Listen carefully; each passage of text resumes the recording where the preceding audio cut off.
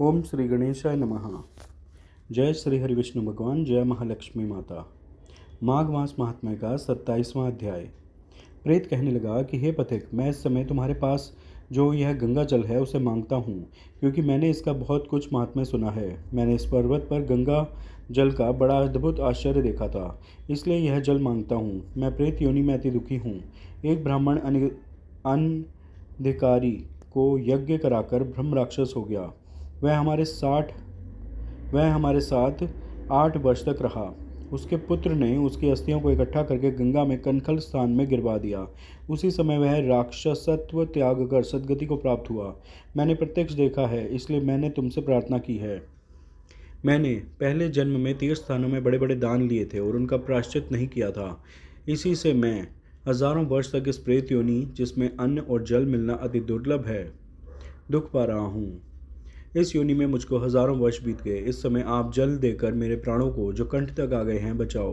कुष्ठ आदि रोग से भी मनुष्य प्राणों को त्याग करने की इच्छा नहीं करता। देवभूति कहने लगे कि ऐसे उस प्रेत के वचन सुनकर वह ब्राह्मण बड़ा विस्मित हुआ और वह अपने मन में विचारने लगा कि संसार में पाप और पुण्य के फल अवश्य आ पड़ते हैं। देव, दानव, मनुष्य, कीड़े मकोड़े भी रोगों से पीड़ित होते हैं। बाल तथा वृद्धों को मरण, अंधा तथा कुबड़ापन, ऐश्वर्य, दरिद्रता, पांडित्य तथा मूर्खता सब कर्मों से ही होता है। इस कर्म भूमि में जिन्होंने न्याय से धन इकट्ठा किया है वह धन्य हैं। यह सुनकर प्रेत गदगद वाणी में बोला, हे पथिक, मैं जानता हूँ कि आप सर्वज्ञ हैं। आप मुझको जीवन का आधार जल इस प्रकार दो जैसे मेघ चातक को देता है। तब पथिक कहने लगा कि हे प्रेत, मेरे माता पिता भृगु क्षेत्र में बैठे हैं, मैं उन्हीं के लिए जल लाया हूँ। अब बीच में तुमने गंगा के संगम का जल मांग लिया। अब मैं इसी धर्म संदेह में पड़ गया कि क्या कांड वस्तु में यज्ञों को इतना नहीं मानता जितना प्राण रक्षा को मानता हूँ। इसलिए प्रेत को जल देकर तृप्त करके माता पिता के लिए फिर जल लाऊंगा। लोमश जी कहने लगे कि इस प्रकार उस पथिक ने गंगा यमुना के संगम का जल उस प्रेत को दे दिया। उस प्रेत ने प्रीतिपूर्वक जल को पिया। उसी समय वह प्रेत शरीर को छोड़कर दिव्य देहधारी हो गया। केरल कहने लगा कि बिंदु मात्र गंगा जल से वह प्रेत मुक्त हो गया। हम समझते हैं कि ब्रह्मा जी भी इस जल के गुण का वर्णन नहीं कर सकते, नहीं तो महादेव जी इस जल को मस्तक पर क्यों धारण करते।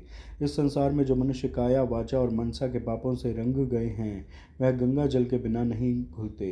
गंगा जल के सेवन से मुक्ति सदा सन्मुख खड़ी रहती है। जिसके जल को स्पर्श करते ही प्रेतत्व को छोड़कर मुक्ति को प्राप्त होते हैं। जो गंगा स्नान करता है वह वैष्णव पद को प्राप्त होता है।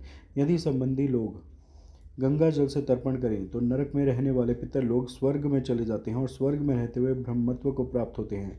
गंगा जल के समान और कोई मुक्ति का साधन नहीं। वह प्रेत वहाँ से चला गया और एक मास में जब माघ मास आया तो उसने सुने हुए प्रयाग महात्म्य के अनुसार गंगा यमुना के संगम पर स्नान करके पिशाच शरीर को धारण कर भक्तिपूर्वक नारायण की स्तुति करता हुआ वह द्रविड़ देश का राजा गंधर्वों से सेवित उत्तम विमान पर बैठकर इंद्रपुरी को गया। सो हे द्विज, यह इतिहास पापों का जल्दी ही नाश करता है। इसमें धर्म का ज्ञान होता है। यह पुण्य, यश तथा कीर्ति को बढ़ाने वाला है, ज्ञान तथा मोक्ष को देने वाला है। तुम भी सद्गति पाने के लिए प्रयाग चलो। वहाँ पर हम ऐसा स्नान करें जो देवताओं को दुर्लभ होता है। वहाँ पर श्राप से पैदा हुआ पिशाचपन सब नाश को प्राप्त हो जाएगा। इस प्रकार लोमश जी के मुख से अमृतमय मधुर कथा को सुनकर मानो अमृत पीकर सब प्रसन्न हुए और पाप रूपी समुद्र से पार हुए। उन्हीं के साथ सब लोगों ने दक्षिण दिशा को प्रस्थान किया। माघ मास महात्म्य का 27वां अध्याय पूरा हुआ। आप सब प्रेम से मेरे साथ बोलिए, जय श्री हरि विष्णु भगवान, जय महालक्ष्मी माता। कृपया इस वीडियो को लाइक और शेयर करें, चैनल सब्सक्राइब करें। धन्यवाद। हरे कृष्णा।